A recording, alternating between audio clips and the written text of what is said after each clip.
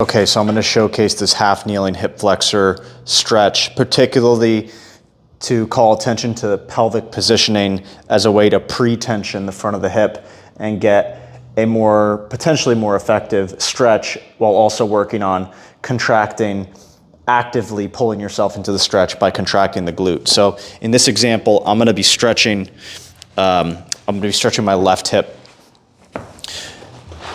So what you want to do is set up more or less with your knee directly underneath your hip. You can set up a little bit with your knee in front of the hip if you want to start with a less intense stretch, but more or less stacked and lined up if you can. Before you do anything else, I also encourage you to point your toe so you create a stable base and you can almost push your leg into the ground as you engage in the stretch later on. So you're set up here, more or less stable. If you need something for support, you grab it. And then before you just rock into the stretch, as you typically see people do, what I want you to focus on is imagine that your pelvis, your pelvic ring, so your hips, if you were to put your hands on your hips, envision that then if you take them out and put them in front of you, you've kind of got this bowl or this top of a bucket image. That's what I want you to envision your pelvis to be. And before you engage in the stretch, I want you to squeeze this glute, drive your foot into the ground, and create a little bit of this rotation.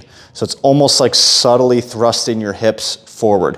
What you'll see, and what you'll see hopefully in the video, is that my pelvis goes from this to this. That bucket tips from forward to a little bit more balanced to even a little bit backward.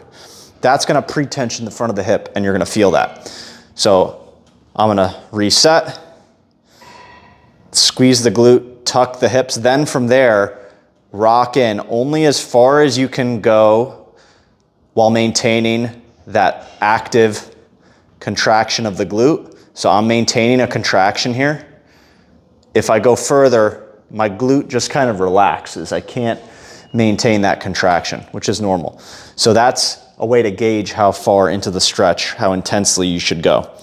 The other way to gauge is just to chase an intensity of stretch that you can, one, still breathe through, and two, is moderate. Okay, it doesn't need to be all out. So reset, tuck the pelvis, pre-tension, rock forward, breathe and hold, and rock out. To start, you're going to do that more in a rocking, rhythmic pattern where you reset each time.